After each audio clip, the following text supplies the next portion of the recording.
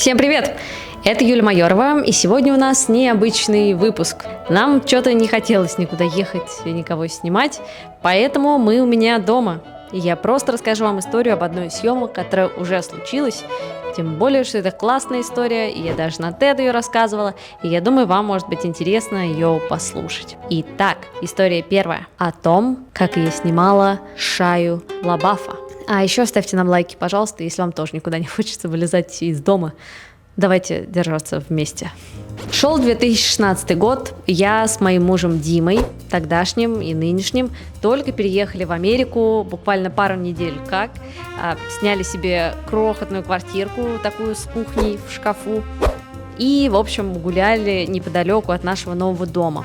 И увидели, что в концертном зале, который находится прямо в 15 минутах пешком от нас, будет выступать группа, которую мы слушали на тот момент. Такая британская инди-группа Wild Beasts, они распались уже.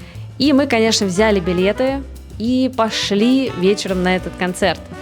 В итоге мы заходим внутрь Эль Рея, так назывался этот концертный зальчик, и видим, что людей нет. Там от силы человек 20. И в какой-то момент Дима говорит: «Не оборачивайся, по-моему, к нам идет Шайя Лабаф». А тут нужна короткая вставка.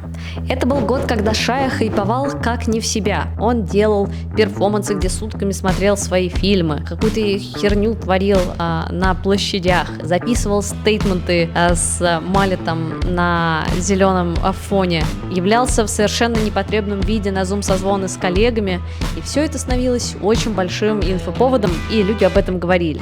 Поэтому, естественно, когда Дима говорит: «К нам идет Шайя Лабаф», я не верю, оборачиваюсь и встречаюсь с ним глазами, естественно, и к нам реально идет Шайя Лабаф. И он делает это не потому, что мы какие-то классные или особенные, там тупо пусто, там не к кому идти, кому-то ему точно нужно было прибиться, потому что он просто пришел один.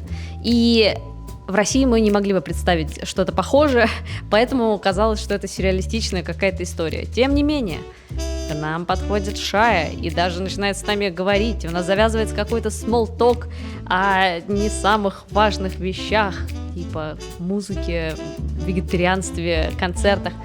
Но нам с Димой вообще не важно, о чем мы говорим с Шайей, потому что в голове у нас происходит вообще другой разговор в этот момент.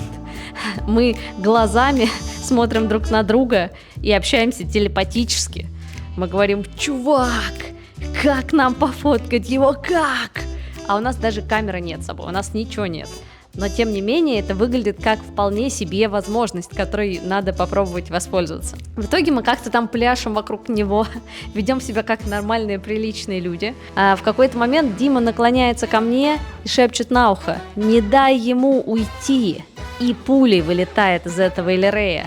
Я начинаю вдвойне танцевать вокруг Шайи, как бы блокируя всех людей вокруг него, не дай бог кто-то другой с ним затусит, он же может тогда от меня отойти. И так мы проводим какое-то количество песен, пока он мне говорит: «Слушай, я на улицу курить, а ты пойдешь?» И я говорю: «Да, конечно, сама хотела предложить». И мы выходим на улицу, он закуривает, дает мне сигарету, прикуривает ее, и я затягиваюсь и начинаю кашлять, как малыш, потому что я в жизни никогда не курила, и я думала, что я смогу как бы отыграть это как-то круто, но, конечно, я не могла, я не знала, что, как в фильмах показывают, что ты не можешь остановить кашель, ты реально не можешь остановить кашель. И тут уже Шайя начинает смеяться с меня, потому что становится достаточно очевидно, что я просто на все готова, чтобы продолжать с ним тусить. И я понимаю, что лучше шанса у меня уже не будет. И сквозь этот кашель я говорю: «Шайя, давай на чистоту. Я фотограф из России, мне было бы супер в тему тебя поснимать, но я понимаю, что ты такое, наверное, не делаешь. Наверное, только через агента такими делами стоит заниматься. Наверное, это слишком рискованно, слишком крейзи для тебя, чтобы ты просто взял и сделал это». И он, я думаю, понимает, как бы, куда я клоню, и говорит: «Ладно, окей, давай, 5 минут. Я пришел на концерт, не хочу пропускать концерт. Если вот какое-то видишь место, где хочешь сфоткать меня, пойдем, я туда стану. Пофоткаемся и пойдем дальше слушать Wild Beasts». И я просто не верю счастью своему. Я говорю: да, Шайя, да, спасибо, Шайя. А потом я молчу, потому что камеры у меня все еще нет. И он молчит и смотрит на меня и говорит: «Ну, и на что снимать будешь?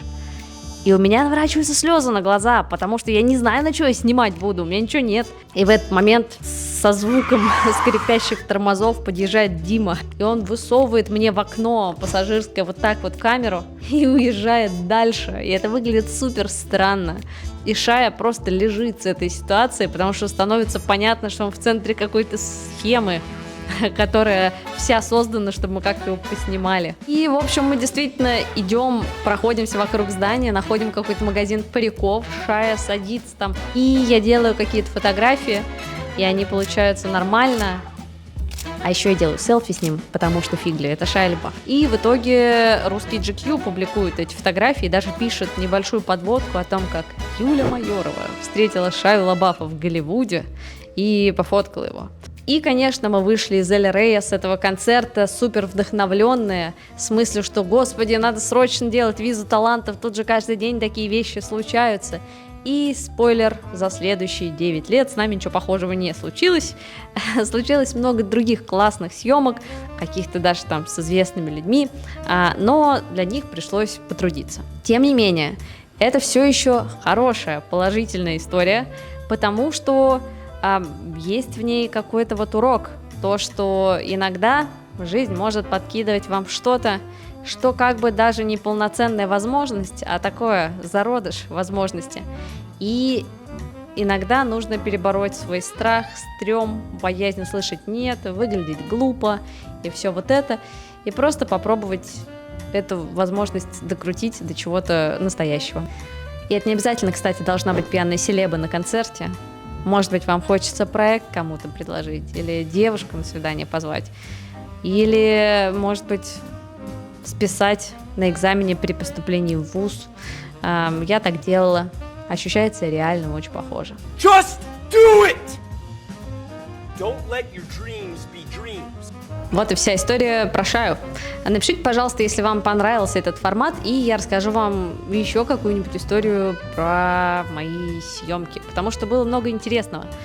Я могу, например, рассказать про съемки с Николь Кидман, или про то, как я снимала астронавтов на базе НАСА во Флориде. Или я могу рассказать историю о том, как наши с Димой селфи оказались в 10 тысячах реклам, в 100 тысячах реклам по всему миру, и, например, даже в сериале «Черное зеркало». А могу рассказать что-нибудь бытовое и забавное, например, историю про говно собаки Френч Монтаны, который рэпер. Что бы это ни значило. Но я знаю, что это значит, и вы тоже узнаете, если я когда-нибудь эту историю расскажу. Вот.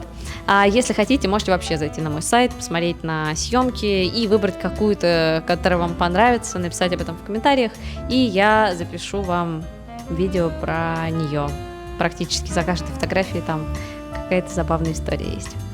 В общем, спасибо, что посмотрели. Подписывайтесь на канал, ставьте лайки и пишите, о чем рассказать вам в следующий раз. Пока!